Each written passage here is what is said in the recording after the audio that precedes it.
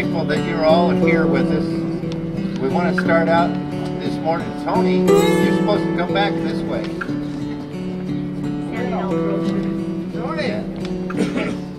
We're getting ready to start. Tony's going to lead us in our flag salute. He said that this would be maintained by one of the best ways to start out this ceremony, and I have to agree with him. Yes, I got it. So if you all, Tony takes it over. Okay. So, ready, begin.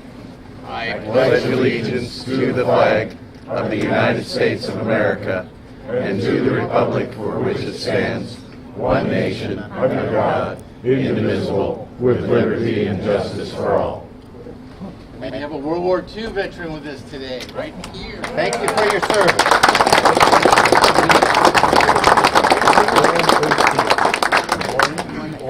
Orrin Osteen, World War II. That's awesome. All right. Now we're going to call on VFW Chaplain Roger Robinson for an invocation. Give her, please.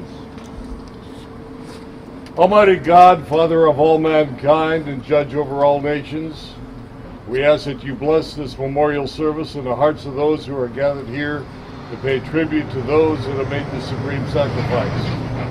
And for the benefit of all free men and women, the lives of those who paid the sacrifice. In God we trust, and may the faith of our fathers guide, protect, and sustain our people. Amen. Amen. Thank you all for coming. My name's Steve Bates. I'm the chair of the Committee on Memorials and Remembrance, which is affiliated with the Vietnam Veterans of America. Today we're here to honor two brothers who called Toledo home some 50 years ago. First one being Charles Eugene Johnson and his little brother Clifford Thomas Johnson. Charles went to Toledo High School. He enlisted in the Navy in December 1961. He did 2 terms and was discharged in February 1966. He came back here to Toledo, but he re-enlisted in June 1967 and was in Vietnam by that October. He was a hospitalman. In other words, he was a Navy medic. He was assigned to help the Marines. Every Marine is happy to have a Navy medic behind him.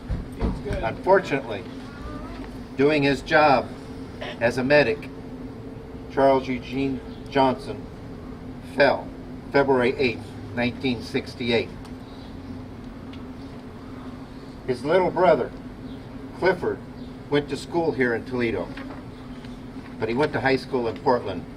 Their father had a job that moved them to Portland, so Clifford actually spent his high school years up in Portland. Clifford was drafted into the Army and in a short time, Clifford was promoted to corporal and then sergeant.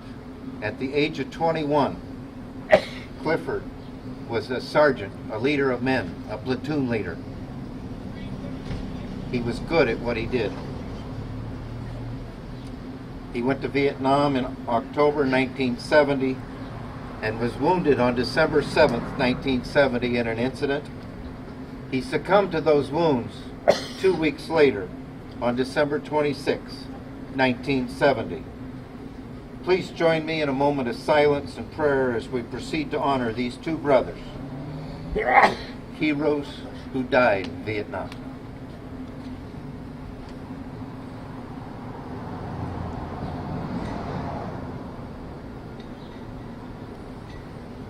May they rest in peace. Amen. Many of you aren't aware of the Fallen Hero Memorial Highway project. It was actually established in 2015 by the Oregon State Legislature. But it was because of a Gold Star father, Michael Thorpe. He lost his boy in Iraq, and he thought that there should be a way of honoring and remembering our fallen heroes. He worked with his representative, Andy Olson, and Representative Olson helped get the measure introduced, and it passed the House and then the Senate unanimously. The Committee on Memorials and Remembrance found out about this project and Senator Alan Olson introduced SCR 206 in 2016 for the Wright family in Boring, who also lost 2 sons in Vietnam. After we successfully completed that project, we decided that, well, we found out that there were 3 other families that lost 2 boys in Vietnam. 39 families nationwide lost 2 sons. 4 families in Oregon lost 2 sons, and we are working to honor all 4 families. The Wright family of Boring, the Johnson family here in Lincoln County, the Rowden family of Jackson County, and also the Evans family of Klamath County. Representative Gomberg, when he heard Representative Esquivel testify, or I should say speak on the House floor about the Rowden family of Jackson County, he made reference to that there was a family from Lincoln County, and Representative Gomberg came and sought me out after that session that day and actually said, well, we need to do something for the Johnson family, and it's because of Representative Gomberg that we're here today. He introduced House Concurrent Resolution 30 on behalf of the Johnson brothers and the Johnson family, and I'd like to have Representative Gomberg say a few words.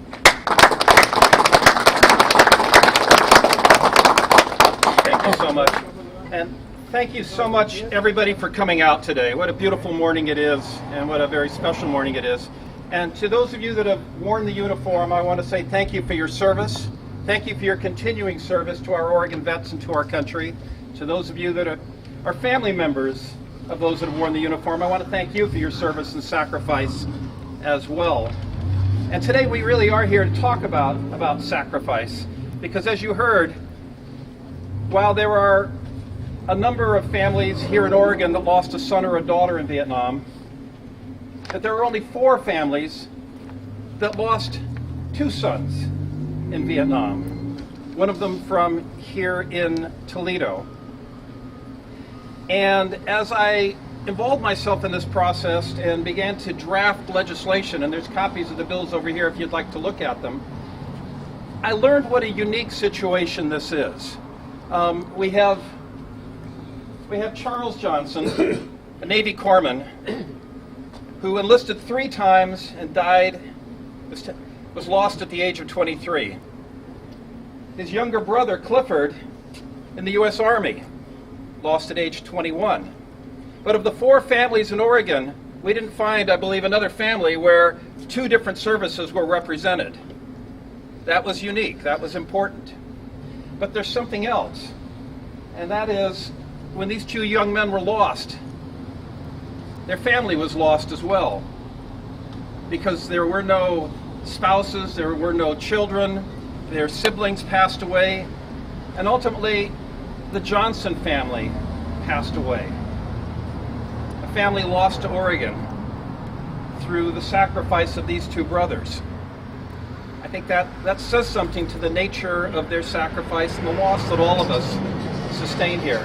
So I'm so very pleased that on the east end of Toledo, we're going to see these 2 signs, not 1 sign for 1 family, but 2 signs for 2 brothers who made the ultimate sacrifice.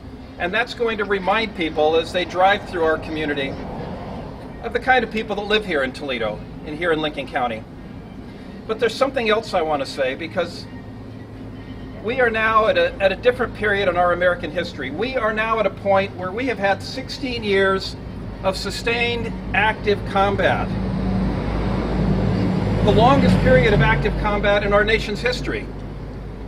And we have new generations of veterans, new generations of families that are losing loved ones, but also veterans that are coming home with new and unique challenges. You know, 7 out of 10 of the veterans here in Oregon are not enrolled in the programs that are designed to support them, to receive the support that they have earned, that they deserve, and often that they need. 7 out of 10.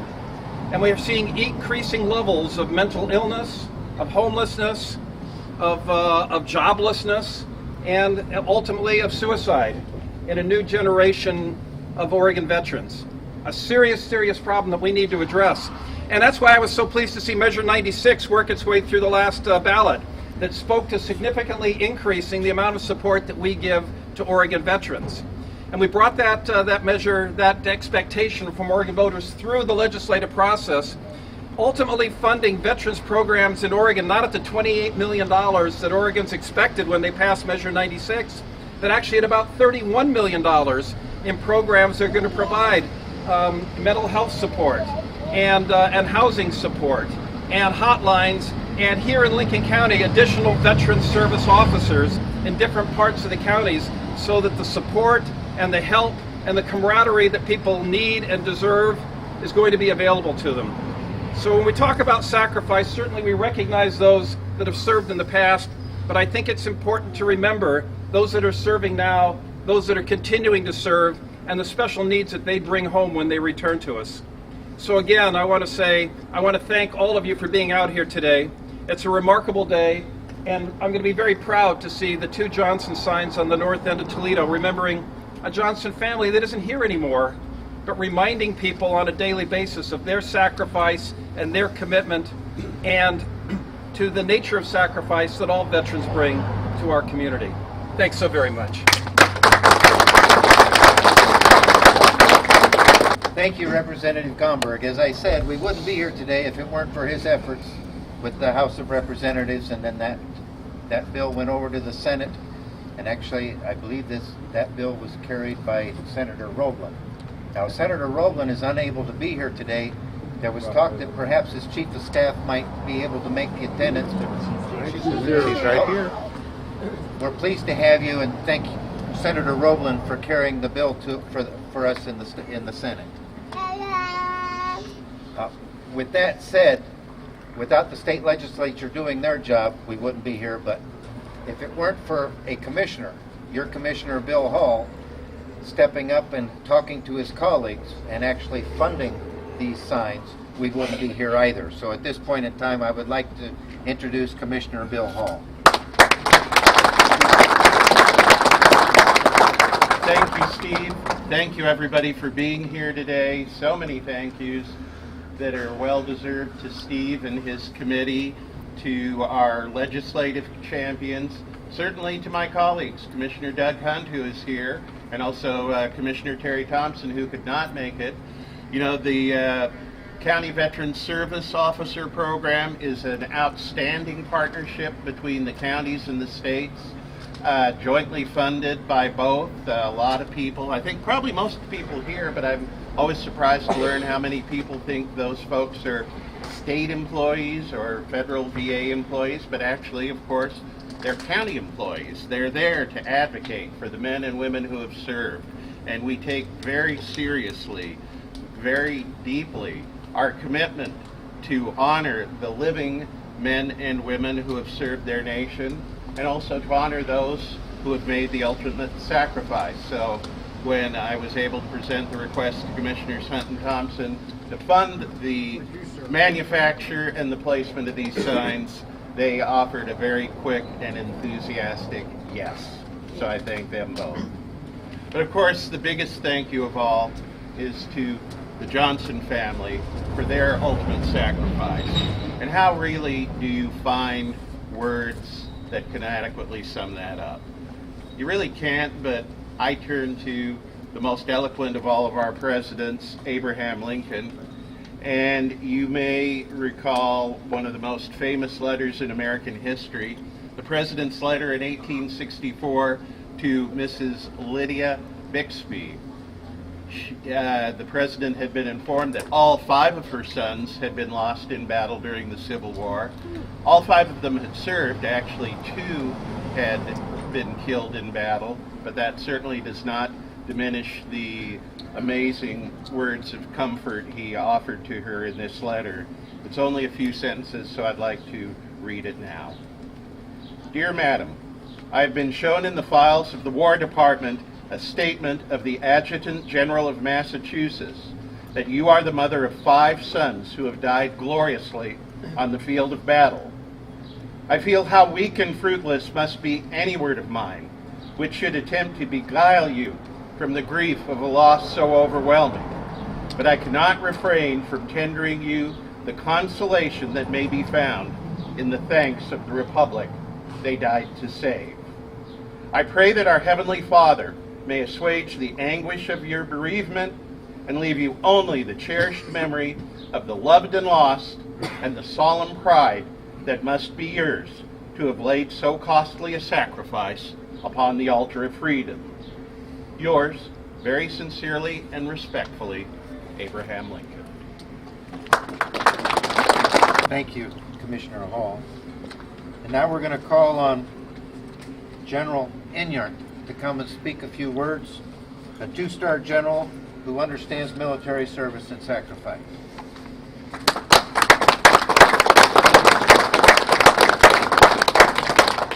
Good morning, everyone. Thank you for being here. It's a great turnout. It was a great team effort to make this happen today, and it's good to see everyone here. I'm only going to talk for a few minutes because I'm not a politician and I don't have a prepared speech, but something that came up, as this was going together of remembering the ones that have fallen before us and gave the ultimate sacrifice. Freedom is not free, and it is shown right here. And it's affected the families that are involved with these brothers that are here. I'm very proud to be here and to see this, and I'm very proud of our state to remember the ones that we have lost. As I was thinking back on the time that I had the military, I deployed several times to Afghanistan. I was a battalion commander at one time, and I trained a whole bunch of troops getting ready to go to war. They went to war. I can count on my hands 8 people that I lost that I personally knew that was under my command, either in Afghanistan or Iraq. So it affects people. It affects everyone. And as you look through time and history, you go back to World War II, you got this big circle of people that have passed or died on one way or another in the war. And as the wars go on, you have the Korean War and the Vietnam, and you got Afghanistan, and you got Iraq, and now you have all these people that have died in combat, and everybody's affected more now than they ever have been before. Whether it's a relative or a good friend, we've come more closely to the fallen than we ever have before in our history. And that goes along with Representative Gomberg said, is there's more veterans out there than ever before, and it's going to continue on as we go through all these different conflicts and things that we have that's probably going to come in the future. But again, thank you very much for showing up. As you can see, I'm not in the military uniform. This is my Halloween outfit. I'm getting ready for that. I got one last thing. I had to carry that coffee pot from the car over here. It was heavy. I expect it to be lighter when it goes by. Thank you. Give you a little bit of background about the Johnson family. A lot of people have said, well, I don't remember the Johnsons. Well, I don't either. I never met them because I never lived in Toledo. But I'd like to give you a little bit of history about the Johnson family. Lewis and Helen Johnson had 4 children. Charles, who died in 1968. He had a little sister, Callista. She died in 1996. Little brother Gordon died in 1985. And Clifford died in 1970. We don't know what happened to Lewis. All of our research after the death of Charles, we just can't find anything about Lewis. We don't know where he went. We don't know what he did. Helen buried all 4 of her children. She lived to 2005. Her granddaughter buried her. Callista married Stephen and Leah. They had a daughter named Shannon.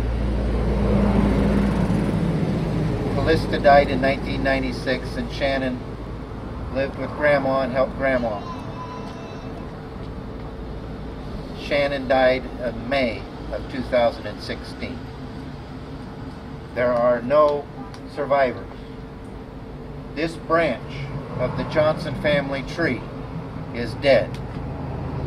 And as Representative Gomberg referenced, it's because of the Vietnam War. Ladies and gentlemen, war is terrible. It's terrible. It was terrible in the jungles of Vietnam, but it came home and affected our communities. It affected the lives of many of our families. With that said, ladies and gentlemen, the Johnson family needs to be remembered. They need to be remembered, and thank you for coming and standing for the Johnson family today. Give yourselves a hand.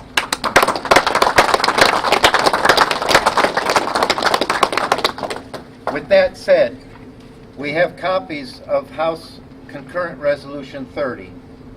The first copy we're going to present to Commissioner Bill Hall with the admonition that you have it displayed in a prominent place in the county courthouse so that people of Lincoln County, when they come in, they can read that and remember the Johnson family. Happy to do that. The other we're going to present to Tony Molina, a former commander of the American Legion, and he's going to work with the American Legion to have it on display, perhaps in the bingo room, so whenever people are playing bingo, they can remember the Johnson family. Hold them up. You want to? Sure.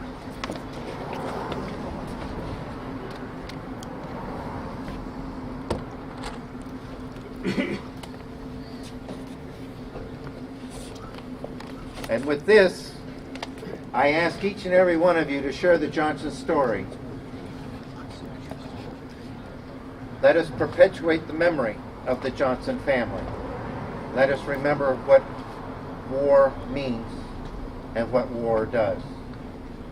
And I thank you for coming, and this will conclude our ceremony this morning, with the exception of this. Charles Eugene Johnson's sign will be positioned westbound 110 feet from the left turn into the eastern junction into Toledo. Clifford will be facing eastbound 110 feet this side of the right turn to go into the mile 7 turnoff into Toledo. So look for those signs. They'll be up, I believe ODOT said sometime next week. And I want to thank ODOT for their assistance for being here today and bringing the signs so that we can see them and actually have a dedication ceremony. And thank you very much. I'd like to add a good friend of mine, Pam Cole. She rode the school bus with Cliff and Charles every morning, right, Pam? Clifford. Smiling face every morning. She is one witness that they were here in Toledo. And I was fortunate enough to meet their mother in 1990, Helen Johnson. She made it a point that I made sure we placed her names in the Newport Memorial. Thank you for coming. Feel free to come and take pictures of the signs.